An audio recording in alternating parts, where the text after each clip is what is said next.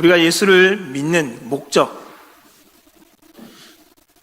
예수 그리스도를 우리의 구세주로, 나의 구세주로 우리가 믿고 고백한다라고 하는데 그 본질은 무엇일까요? 다른 종교를 살펴보면 어떠한 신을 통해서 나의 바라는 것을 얻기 위해서 그 신을 믿습니다. 내가 원하는 것을 얻어내기 위해서 이 신이면 나에게 필요한 것을 주겠다라고 생각해서 그 신을 열심히 믿고 그 신에게 찾아가서 여러 번 절도 해보고 하지만 결국에는 얻지 못하지요. 그럼 우리가 믿는 하나님, 예수 그리스도, 이 땅의 주인 되신 하나님을 우리가 믿고 있습니다. 무엇 때문에 우리는 이 하나님을 믿고 있을까요? 이것의 본질이 무엇일까요? 하나님의 요구대로 살아가는 것이 신앙의 본질이겠죠. 그리고 하나님께서 원하시는 거겠죠. 그것을 통해서 모세는 말합니다. 너희의 행복, 오늘 내 행복을 위하여라고 말합니다. 우리가 또한 행복하기 위해서 또 하나님을 믿기도 하지만 하나님의 우리가 원하는 것을 얻기 위해서 하나님을 믿는 것이 아니라 하나님께서 우리를 믿게 하시고 또한 그것을 통해서 하나님께서 주신 그 명령과 규례를 지키는 것이 우리에게 복이라는 것을 말씀하면 신앙의 본질이라는 것은 우리에게 명령하신 그 하나님의 뜻대로 살아가는 것, 하나님께서 우리에게 명하신 그 명령을 따라가는 것이 신앙의 본질이라는 것을 오늘 말씀하고 있습니다. 하나님은 우리에게 무엇을 요구하십니까? 하나님께서 원하시는 것은 오늘 본문에 나오지요. 하나님 여호와께서 내게 요구하시는 것이 무엇이냐라고 말씀하며 오늘 본문에서 확실하게 명확하게 말씀하고 있습니다. 내 하나님 여호와를 경외하며 그의 모든 도를 행하고 그를 사랑하며 마음을 다하고 뜻을 다하여 내 하나님 여호와를 섬기고 내가 오늘 내 행복을 위하여 내게 명하는 여호와의 명령과 규례를 지킬 것이 아니냐라고 말씀하면서 하나님의 명령을 지키며 사는 것이 하나님께서 우리에게 요구하시는 것이다 라고 단호하게 모세는 말하고 있습니다. 어떤 종교에서는 고대의 종교들을 보면은 자기의 아들을 요구한 신도 있습니다. 아들을 바치라고 하기도 합니다. 죽여서 그것을 태워 바치라고 요구하기도 하지만 그러한 잔혹한 신이 우리 하나님이 아니라는 겁니다. 우리 하나님 여호와께서는 우리에게 원하시는 것, 하나님을 사랑하고 하나님을 섬기며 그 명령을 따라 사는 것, 아들을 죽이거나 많은 짐승을 바치거나 이런 것을 원하는 것이 아니라 하나님 사랑하고 하나님의 명령을 따라 지켜 행하는 그것을 하나님께서 우리에게 원하고 계시다라고 단호하게 말씀하고 있습니다. 말을 잘하는 사람들의 이야기를 살펴보면 말 잘하는 사람들 이야기를 보면은 단어를 쓸 때에 한 번 쓴 단어는 다시 사용하지 않습니다. 한 번 이 문장으로 했던 문장은 다시 웬만해서는 쓰지 않습니다. 그들을 썼다면 또 다른 사람을 지칭하면서 이야기하기도 하고요. 또 다른 이야기를 통해서 똑같은 이야기지만 똑같은 단어지만 다른 단어들을 통해서 계속 그것에 접근해 가면서 말을 해 나갑니다. 그런데 이런 사람들이 특별하게 똑같은 단어를 쓰거나 문장을 쓰는 경우가 있습니다. 그것은 어떤 때냐면 그것이 굉장히 중요할 때, 그 말을 강조하기 위해서 사용할 때에 똑같은 단어나 문장을 쓴다라는 것입니다. 오늘 본문에서도 모세는 동일한 이야기들을 하고 있습니다. 경외하라라는 말, 이전까지 많은 본문에서 신명기 말씀에서 명령했던 이 경외하라는 단어를 똑같이 사용합니다. 그리고 그의 모든 도를 행하라라고 말씀하며 또한 마음을 다하고 뜻을 다하여 내 하나님 여호와를 섬기라라는 말씀을 또 한 번 언급합니다. 더 나아가서는 너희들이 행복해지기 위해서라는 것들 또한 언급하면서 이 네 가지의 문구들을 다시 한 번 더 언급하면서 이전에 모세가 설교해 했던 내용들 중에 중요한 단어와 문장을 다시 한 번 더 언급하면서 이것을 행해라 라고 말하고 있다는 것입니다. 이것이 굉장히 중요하기 때문에 여호와를 경외하고 그의 모든 도를 행하고 마음을 다하고 뜻을 다하여 내 하나님 여호와를 섬기라라고 명하며, 그리고 너희들이 행복해지기 위해서 이러한 것들을 명한다라고 모세는 말하고 있다라는 것입니다. 여호와를 경외한다는 것은 무엇입니까? 공포와 두려움에 떠는 것이 아니라 그분과의 관계에서 비롯된 그 존경을 뜻한다라는 것입니다. 우리가 왕들의 왕이신 그리고 주들의 주이신 그 하나님 앞에 서 있다고 할 때에 우리는 어떻게 하겠습니까? 진심으로 나오는 그 존경과 그리고 찬송과 경배를 올려드릴 것입니다. 이것이 경외이고 그리고 가장 기본적인 우리의 목적이라는 것을 알 수가 있습니다. 이사야 선지자가 어땠습니까? 하나님의 영광을 배웠을 때 그가 뭐라 말했습니까? 이사야 6장 5절에 보면 화로다 나여 망하게 되었도다. 나는 입술이 부정한 사람이요 나는 입술이 부정한 백성 중에 거주하면서 만군의 여호와이신 왕을 배웠음이로다 라고 말하면서 자신은 망해야 될 존재이며 하나님은 높여드려야 될 존재라는 것을 스스로 말하고 있었다는 것입니다. 하나님께서 우리에게 요구하시는 것, 방금 본문에 읽었지요. 내 하나님 여호와를 경외하며 그의 모든 도를 행하고 그를 사랑하며 마음을 다하고 뜻을 다하여 내 하나님 여호와를 섬기고 내가 오늘 내게 내 행복을 위하여 내게 명하는 여호와의 명령과 규례를 지킬 것이 아니냐라고 말씀했는데요. 이와 비슷한 내용이 미가 선지자가 비슷한 내용으로서 고백하고 있습니다. 미가서 6장 6절부터 8절에 보면 내가 무엇을 가지고 여호와 앞에 나아가며 높으신 하나님께 경배할까? 내가 번제로 된 1년 된 송아지를 가지고 그 앞에 나아갈까? 여호와께서 천천의 순양이나 만만의 강물 같은 기름을 기뻐하실까? 내 허물을 위하여 내 맏아들을 내 영혼의 죄로 말미암아 내 몸의 열매를 드릴까? 사람아 주께서 선한 것이 무엇임을 내게 보이셨나니 여호와께서 내게 구하시는 것은 오직 정의를 행하며 인자를 사랑하며 겸손하게 내 하나님과 함께 행한 것이 아니냐라고 고백하면서 하나님의 말씀을 지키고 하나님과 함께 동행하는 삶, 그것이 하나님이 가장 기뻐하시는 것이다 라고 미가 선지자도 고백했습니다. 결국 하나님은 순종을 우리에게 요구하고 계십니다. 그러면서 오늘 본문에서는 이 순종을 말씀하시면서 하나님께서 강조하시는 것이 있습니다. 그것은 무엇이냐면은 오늘 본문의 말씀을 읽다 보면 16절에 보면 그러므로 너희는 마음의 할례를 행해라 라고 말씀합니다. 할례가 무엇입니까? 남자의 생식기 표피를 잘라내는 그 행위이기도 합니다. 그러나 단순히 그 표피를 잘라내는 그 행위로만 끝나는 것이 아니라 그것은 할례를 행한다는 것은 하나님의 백성이 되었고 하나님의 말씀을 따라 살겠다라고 표현하는 행위가 할례라는 것입니다.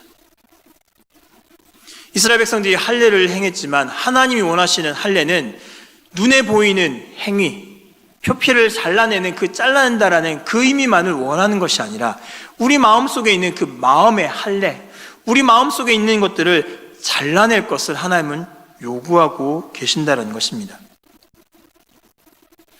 어떠한 것을 잘라내라고 말씀하십니까?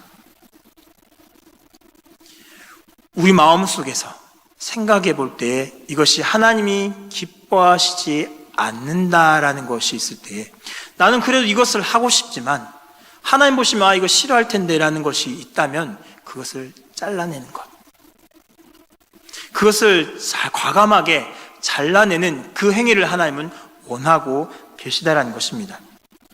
막연하게 우리의 할례, 남자들이 했던 그 할례만을 하나님이 원하시는 것이 아니라 내 마음속에 하나님이 기뻐하시지 않는다면 그것을 잘라낼 수 있는 그러한 할례를 행하라라고 요구하고 계신다는 것입니다. 할례를 했지만 그러나 마음의 할례를 하지 못했던 많은 사람들이 있습니다. 사도행전 7장 51절에 보면 스데반 집사가 말합니다. 목이 곧고 마음과 귀에 할례받지 못한 사람들아, 너희가 항상 성령을 거스려 너희 조상과 같이 너희도 하는도다 라고 말하면서 예수 그리스도를 거부한 이들을 향하여서 단호하게 외쳤습니다. 육신의 할례도 했지만, 그렇다면 육신의 할례를 했다면 영적인 할례도 하지 않느냐라고 말하면서 왜 예수 그리스도를 받아들이지 않느냐라고 말하며 마음의 할례를 하지 못했던 이들을 향해서 책망했습니다.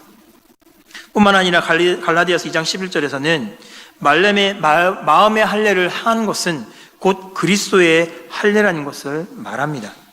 또 그 안에서 너희가 손으로 하지 아니한 할례를 받았으니 곧 육적 몸을 벗는 것이요 그리스도의 할례니라 라고 말하면서 마음의 할례는 그리스도의 할례다라고 말합니다. 그리고 마음의 할례는 진정한 할례라는 것을 로마서 2장 28절과 29절에서 말씀합니다.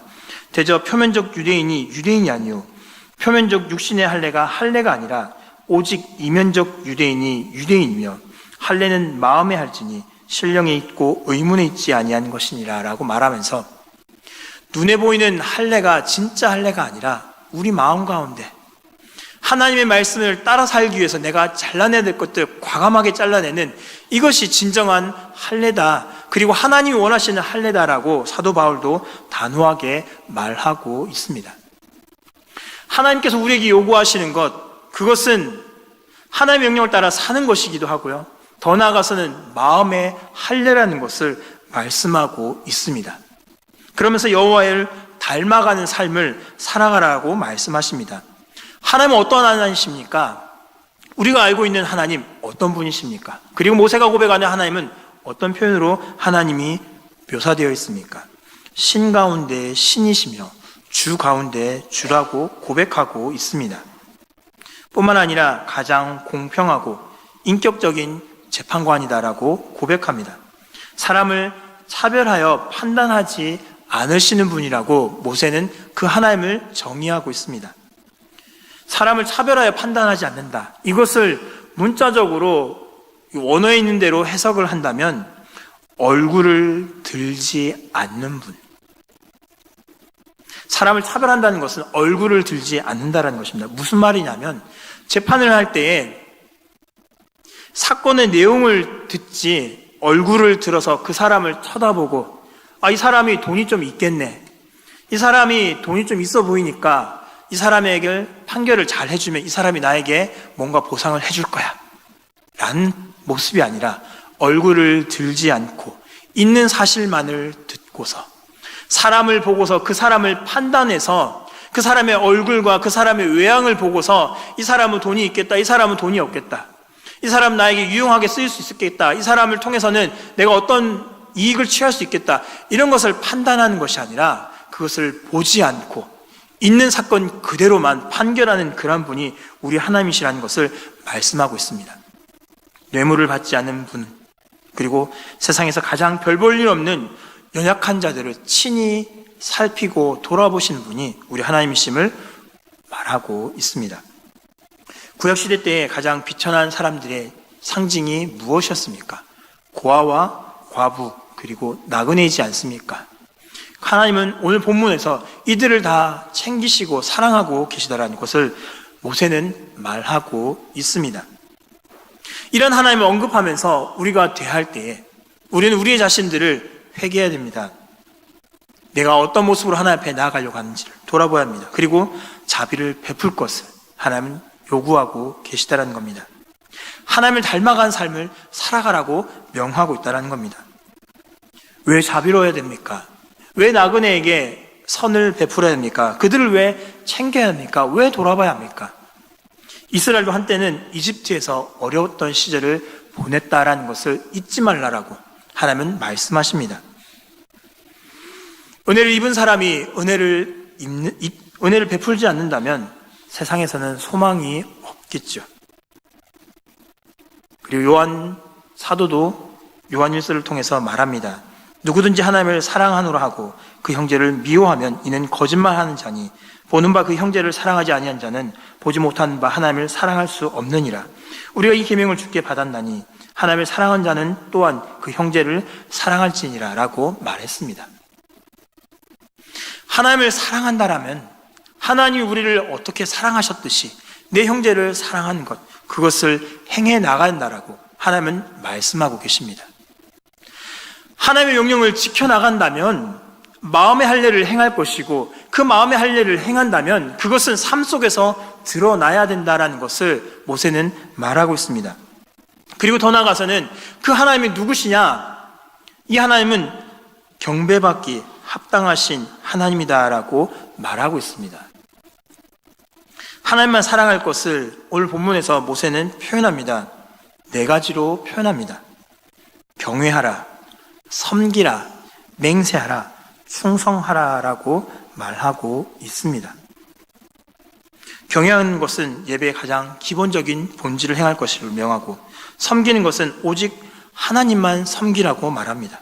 맹세라는 것은 오직 여호와께만 충성을 다할 것을 다짐하고 세상의 절대적인 권위자로 인정하고 고백할 것을 말하며, 이 3가지는 신앙적으로 우리가 열심을 다해야 될 것을 말하고 있습니다. 더 나아가서는 충성할 것을 말하는데, 충성하다라는 뜻은 들러붙다 또는 점착하다라는 뜻을 갖고 있습니다. 무슨 얘기냐면 부부가 서로에게 애착을 가지고 가까이 하는 그 뜻을 품고 있는 단어가 들러붙다, 점착하다, 그리고 성경에 나와 있는 충성하라라는 뜻을 갖고 있다는 것입니다. 하나님을 내 남편처럼 생각하고 사랑하고 더욱더 달라붙는 그런 모습으로 살아갈 것을, 그렇게 하나님을 사랑하라라고 말씀하고 있다는 것입니다. 그리고 하나님을 찬양해야 될 이유가 여기에 있다라고 또한 말합니다. 어떤 얘기를 하냐면, 모세는 이스라엘 백성들이 과거 가나안에서 이집트로, 애굽으로 내려갈 때 70명만 내려왔지만, 그러나 출애굽해서 20세 이상 남자, 전쟁에 나갈 수 있는 남자만 60만 3,550명, 그 많은 인구가 애굽에서 있다가 이집트에서 있다가 나왔다라는 것, 그 은혜를 하나님께서 주셨다라는 것을 말합니다. 하나님은 그 약속을 잊지 않고 축복을 이스라엘에게 주셨듯이, 그리고 그 축복을 너희가 지금 누리고 있듯이 하나님의 명령을 지키면 이 축복이 계속해서 연장되어 갈 것이라는 것을 모세는 말하면서 우리가 이 하나님을 찬양해야 된다라고 강하게 설교하고 있습니다. 하나님께서 하나님의 백성에게 요구하시는 것을 기록한 것이 오늘 본문입니다. 그리고 하나님께서 요구하시는 삶을 살게 되면 어떻게 되느냐? 그 이야기는 11장부터 다시 나옵니다. 이스라엘이 하나님의 명령을 따라 살면, 오늘 읽었던 본문에 하나님께서 요구하시는 그 요구대로 살아내면 11장부터는 하나님이 이스라엘에게 이러이러한 복들을 주시겠다라고 확신하며 말하고 계신다는 것입니다. 그러나 이 축복은 이스라엘 백성들이 어떤 선택을 하느냐에 결정됩니다.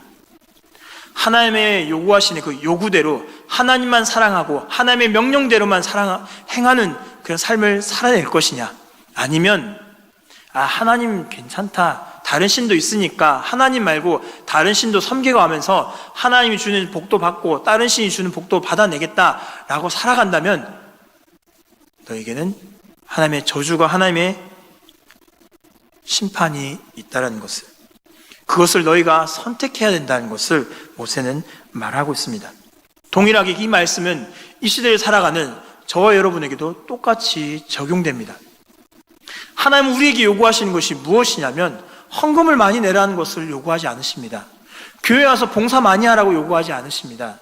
하나님께서 정작 원하시는 것은 하나님을 사랑하고 하나님의 명령을 따라 행하는 것, 오직 하나님만 사랑하는 것, 그것을 하나님은 우리에게 원하고 계십니다. 우리가 그 명령을 따라간다면 11장에 나오게 될 이 복들이 동일하게 우리에게 돌아오는 축복이 될 것입니다. 그리고 하나님이 원하시는 그 할례를 행해 나갈 수 있기를 원합니다. 이스라엘 백성들이 눈에 보이는 이것을 통해서 우리가 선민이다라는 그 표식을 나타내기 위해서 육신의 할례를 행했던 것이 아니라 하나님이 요구하시는 할례, 마음의 할례, 하나님 명령에 이것이 잘못되었다면 나는 하고 싶어도 이것을 잘라낼 수 있는, 이것을 과감하게 끊어낼 수 있는 그러한 할례를 행함으로 말미암아 하나님께서 우리에게 주실 그 복들을, 엄청나게 주실, 그 무한하게 주실 그 복들을 저와 여러분이 누리는 그러한 은혜를 누릴 수 있기를 간절히 바랍니다. 아멘.